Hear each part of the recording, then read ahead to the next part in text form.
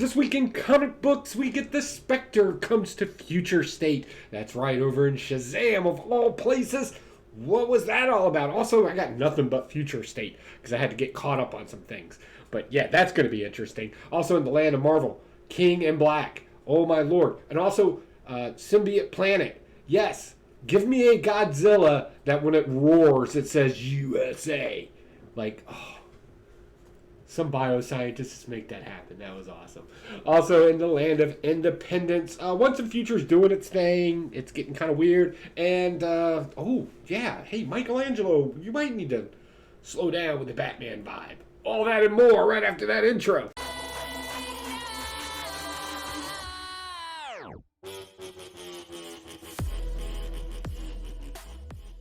Hey, what's going on, you wonderful weirdos? I'm Pocan Joe, and as always, you're pretty cool for swinging by. Thanks, and stop looking at my eye. I jacked it up, and I got something in it, and it's really annoying, so just try not to look at me. Anyway, let's talk about some comic books. Maybe that will distract you from this. Blah. All right, so starting with DC, let's roll into it. Some really cool stuff came out in DC. So first off, I went ahead, and I know they're second prints, right? But I went ahead and picked up a couple of these. This is Justice League, second print of their #1 in future state. I really like the story, and I kind of like they're kind of stealing the concept of the concept covers that Marvel does here in DC. Like, really? Okay. All right. DC's has turned into straight copycats. I'm not going to bother reviewing that one because I've already read it and already reviewed it. Let's see here. However, I did pick up these two, and I hadn't had a chance to read them. And, man, this was actually okay. If you don't know, we have a Nubian Wonder Woman in this one. I think that's the story that really kind of stuck out in this. And I can't help it, but she kind of reminds me of the old 1970s Foxy Brown. You know, that every stereotype sexy black woman was based off of from all the way up to, God, even today. I couldn't help but get that out of my head. But regardless, it was a good story. I really enjoyed it. I don't think it has to be a Wonder Woman. I think you could have called it whatever you want and came out with a really cool character. But, you know, Wonder Woman sells books. So, okay, we'll let that slide. This is a really cool story. I highly recommend it. I don't know what the future state is. It's just awkward to say. But hopefully they keep a couple of these titles around, or maybe even the New Frontier thing that they're talking about. I really hope so. And I also, of course, I picked up the Green Lantern one as well. And again, this is pretty good stuff. I don't mind this. I really like the first story in here, where we're dealing with Hal Jordan. Is it? No, it's not Hal Jordan. It's the other one, Stewart, the Marine. Right? He says Superfly in here, and somebody's like, am I supposed to know what that means? It's like, hold the line! Right? He's like a combat directive statistician type guy in here, and it was awesome with an invading army of zealots that think that they're worshiping their Red Lord by slaughtering all these people. Yeah, that happened in here. And also the Guy Gardner story about how somebody can influence a primitive society just because they fell out of the sky, right? And they're worshiping garbage, and Guy Gardner's like, no, I'll be your prophet. Just let's do this stuff, all right? And he actually builds a halfway decent society. But Lobo shows up, and now all of a sudden Guy Gardner's the heretic, the H word. They keep calling it the H word in here. It was great. It's just fun reading. Good comic book stuff. It's good to see them, even Future State, go back to comic book roots and just telling very basic, simplistic stories, but adding a more modern dialogue to it because the problems never go away. They're always there, so you can relate to them. Pretty cool stuff. Let's see here. Oh, also from DC, I picked up Shazam. So, like, Spectre shows up in this, right? Something I wasn't expecting. Spectre expecting. It's a lot of double words today. And, of course, they do a great job with the artwork in here. And I really like Spectre because he's what you would call a moral absolutionist.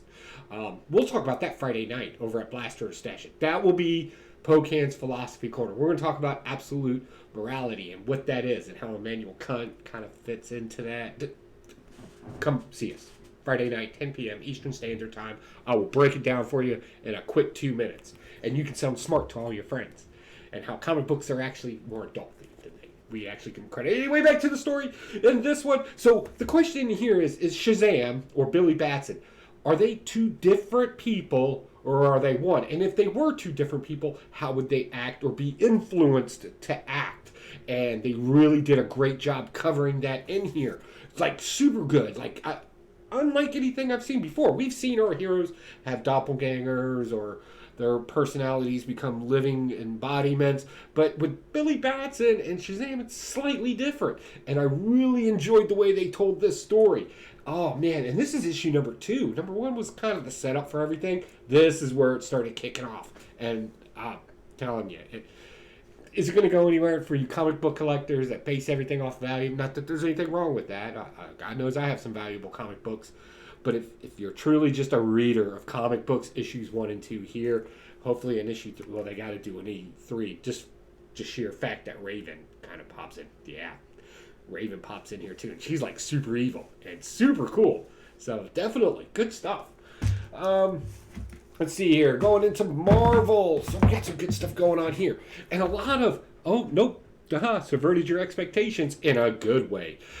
King in Black, right? So Silver Surfer shows up, and we kind of get in this thing that he's going to be the hero that saves the day, but he's not. He's being used as a tool. He's a tool to get the opposite of Null. Something just as old as what's inside of Null, right? The darkness, right? And then there's this light, but when the light was young and new, it couldn't defeat the darkness, so it had to go away.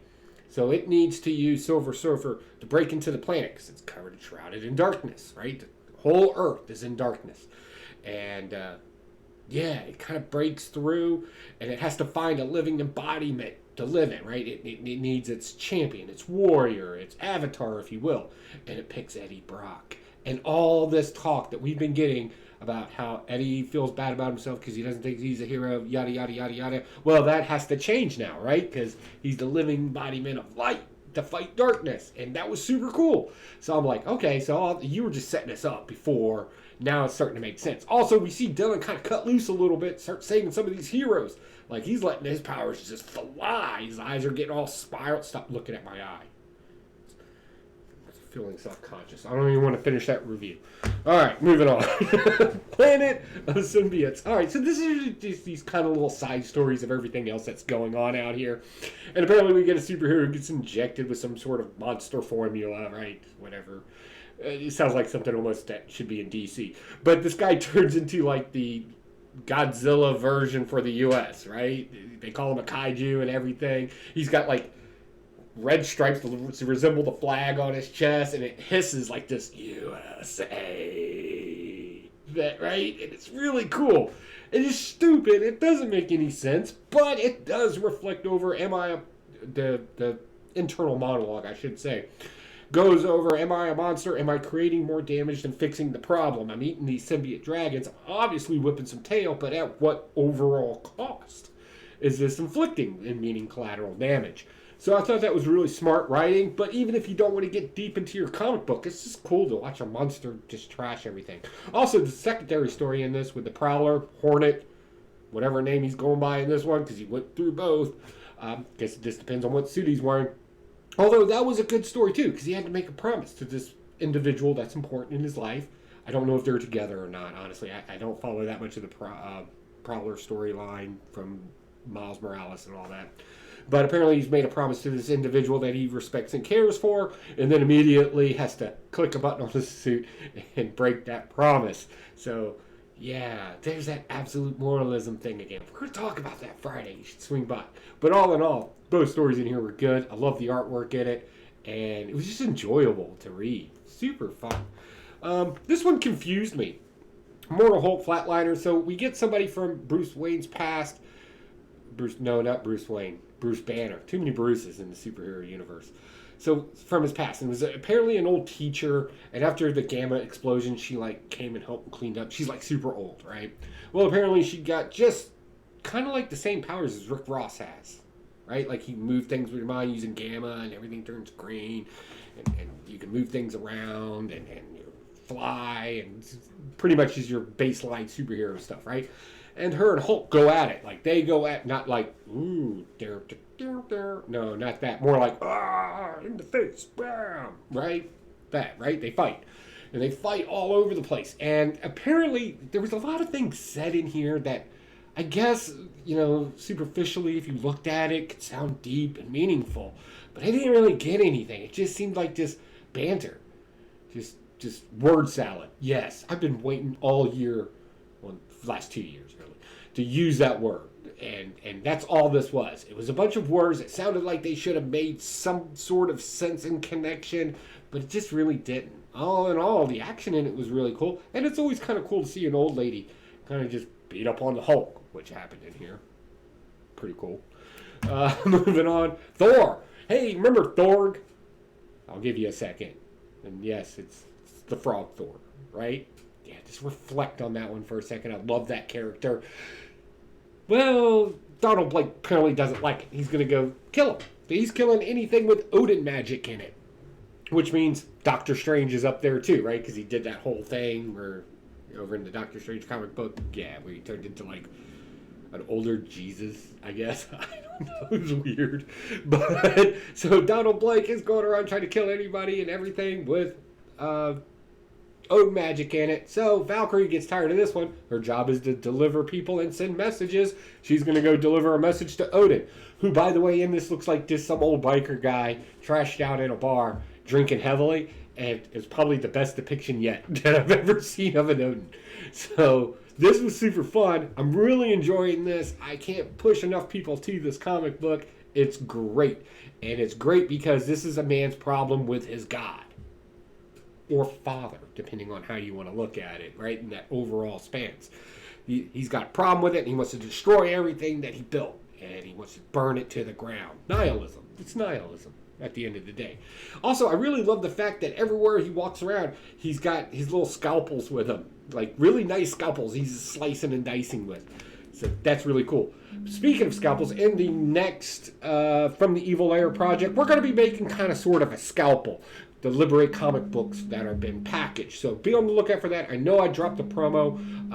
You can also check the right around this area, I think, where the little thing pops up. The promo for that video will be up there where we'll talk about that. So moving on. Once in future. So our story's getting to a point to where a conclusion has to happen. How do we know this? Because we have the big confrontation right now. We have Gilead, Lancelot, we have our Beowulf type character, and Granny Goodness here, not Granny Goodness, but our Granny character. They're all kind of converged into one spot, and the battle's about to happen. That's what they left us on. The rest of the comic books is just how they got to that part. So it's really some witty banter in it, but it's starting to, and this book does that. It like gets you on these really cool highs where they introduce a character, and then like the next issue is like immediately in between issue. It's not like exciting in between narrative. No, it just fluctuates up and down, which means right, unfortunately. But I like this. I don't know why I keep picking it up and reading it. I really want to know the ending here. Like, have you ever binge watched a show and you know that you're not paying attention to like 75% of it, and then all of a sudden the last two episodes you're like intent because that's what you've been waiting for? That's where I'm kind of at with this comic book, and I don't know if that's a good thing or a bad thing, but it's a thing. If that's something you do, comment down below. I want to know. I don't want to be alone all by myself. All right, last but not least, the last Rowan. All right, so April O'Neil and Casey Jones, right? They're going to start their lives together after the Foot Clan. Oh, I'm sorry. And then the Foot Clan and this other clan of ninjas basically jump the Turtles, right? And then, like, everybody's lives get turned upside down. Master Splinter's, he's been jacked up. The whole 9 yards. That's to preface it up to where we're at currently in the book, right? Well, apparently at one point, April O'Neil and Casey Jones, they decided to bump uglies, and they produced an offspring, and, you know, because they wanted to be original, they named her Casey. All right, who's basically your typical teenage girl with purple hair who thinks she self-taught herself martial arts, and I bet you she's going to be awesome at it because she's self-taught. Whatever. Anyway, as you go through the book, it's not a bad story, and it's not a ridiculous story either. It's a fun read for the most part. I really like the characters in here. I really like this whole kind of status battle, and that's really what we're talking about here. We have, obviously, the ruling class of person, I should say, who bends his will upon people, and there's levels to the city and its economics, all the way down to the rebellious nature of the people that live underground. Wink, wink, where the Turtles used to live, because that's where April O'Neil lives now. So, nice homage there. Is this going to be a long-term read for me? Probably not. I can kind of already see where this is going. It is kind of cool to see Michelangelo, like, I don't know if he's imagining or if their spirits are actually there, but he sees, like, his brothers and stuff. And it's heartfelt. There's some heartfelt moments in it. So, definitely cool, but I'm not seeing it as long-term. All right, guys, so that's my haul. So don't forget, we're going to be making the Kniffy, which is basically just an outdoor scalpel. We're making that in the evil layer. It's what happened to my eye. Something flew up in it. It actually flew underneath the safety glass, too. It's jacking me up. Anyway, so we're making that, and we're making that for Discovery Bay, and because he has so many comic book unboxings and everything he's done for the community, so we're going to shoot that out to him as soon as it gets made, as quickly as possible. Also, don't forget, Blaster Stash it Friday night, 10 p.m. Eastern Time, with our own chat. Give us your opinions, whatever you think. We definitely want to know sometime. All right, guys, I got to fly. I got to get back out into the shop and finish up the Kniffy. I'll talk to you all soon. Bye.